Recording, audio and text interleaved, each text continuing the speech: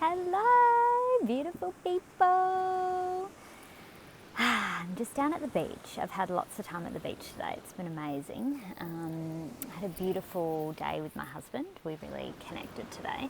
And it was just so beautiful. And I wanted to share a bit more about relationships with you. I did a post on Facebook, which you can see, which kind of talks about the journey that we went on last year, which got me questioning for the first time ever in our relationship whether divorce was going to be part of our journey, and I'd never thought that before. And that was really hard. There was a lot to process in that. And I learned so much from it, and I just really wanted to share what I learned from that experience. I'm just listening to the waves at the beach. I hope they're not too loud for you guys, but it's so beautiful. You see the beautiful sky. Can't really see the sunset, but it's over there and it's amazing. You can see it a little bit. There you go. It's beautiful. I've got notes so that I stay on track. So the number one thing that I learned, which was massive and is huge and is the hardest thing to do when you become a parent, I feel. Before I had kids, I found it a lot easier to do this, but number one, make your partner number one.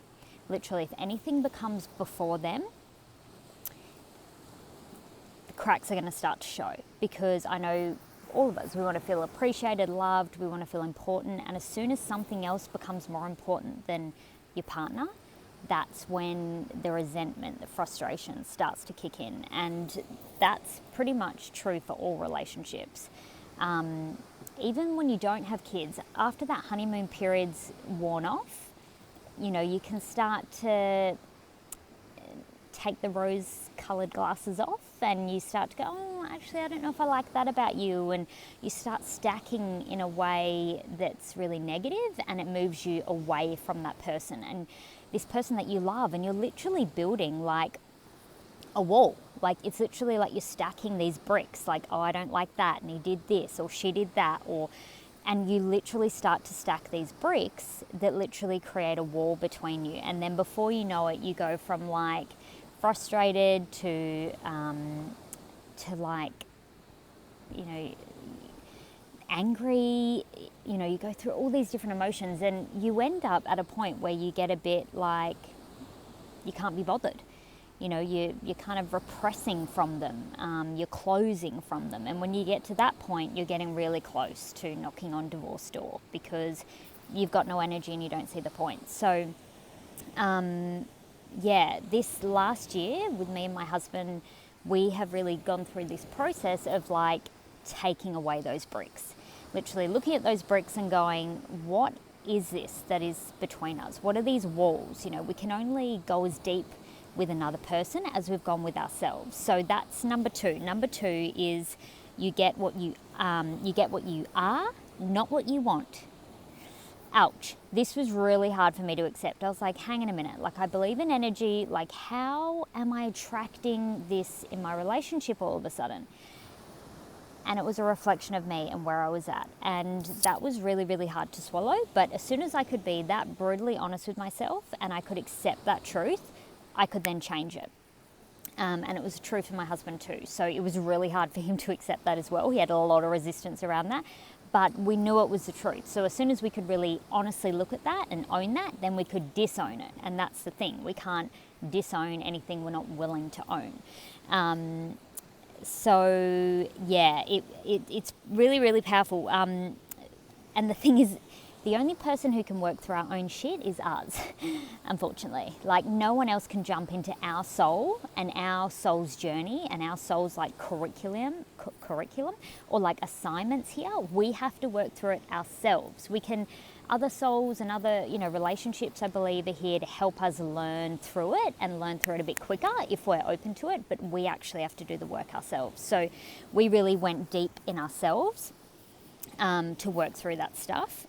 And a key with this was, before I was coming to Adam, my husband, with like, you need to do this, you need to work on that, you need to, not really a great way to encourage change.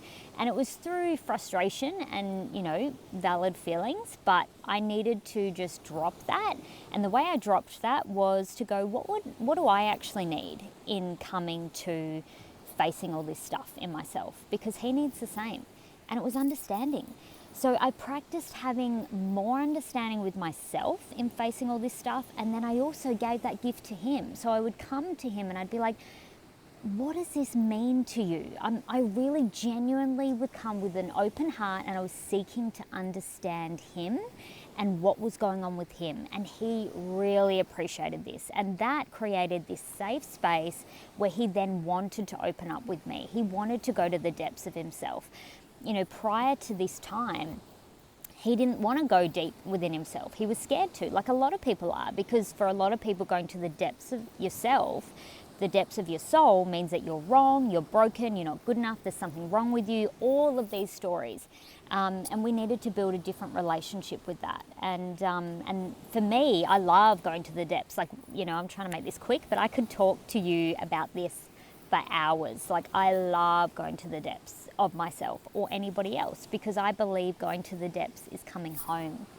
It's safety, it's purity, it's letting go of the conditioning, it's unconditional love. It's absolutely the closest I feel to God, the universe, source, everything when I go to the depths of myself. And I want everybody to have that relationship with it, because it's such a gift if you can look at it like that.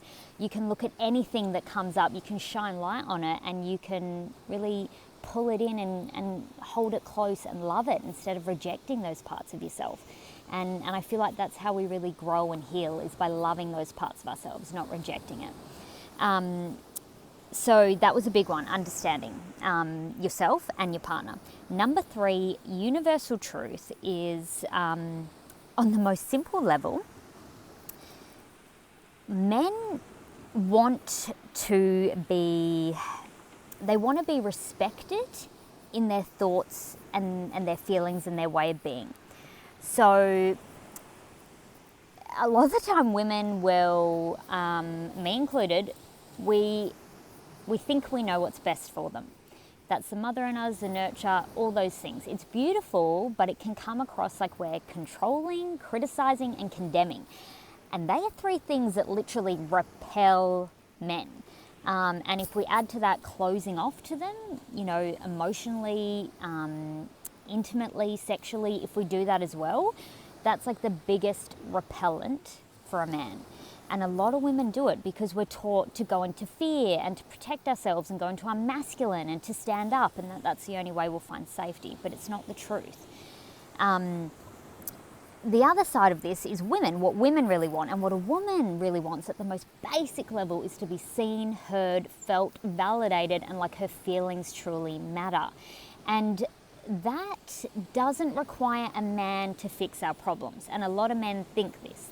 We bring our problems to them and then they're like, shit, I've got to have a solution for this. I don't even know how to, and then when they can't solve it, they feel like they've failed. But the key for men to remember here is women don't want you to solve their problems. They just want you to listen to them.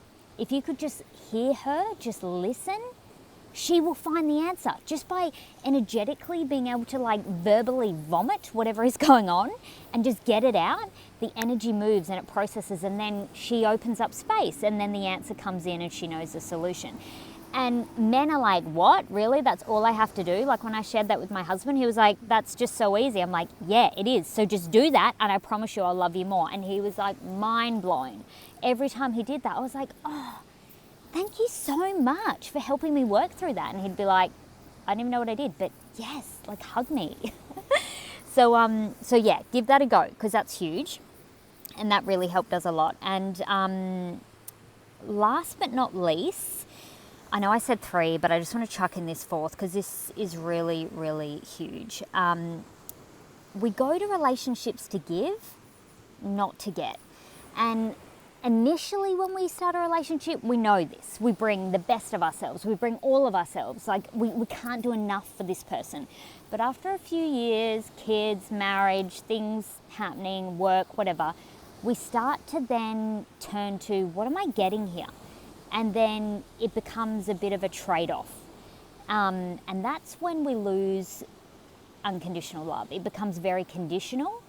And that's not the truth of who we are. Love is expansive, it's limitless, it's infinite. There is so much of it. We don't need to actually go into fear and make it conditional. And when we get to this, like, what am I getting in a relationship? We stop bringing all of ourselves to the relationship. So we're only like half in. We'll make threats like, you know, if you keep doing that, I'm not going to stay around, or, you know, just reminding them all the time of their failures and things like that. Sorry if I'm shaking. It's a little bit cold and I didn't bring my jacket. Yeah, when we do that, it's dangerous. You know, if basically, how can we expect to get everything from our relationship, like everything we're seeking in our partner, all of it? How can we expect to have it all if we're only bringing half ourselves to the relationship? The equation doesn't add up. We have to bring all of ourselves to the relationship, all of our love, no withholding.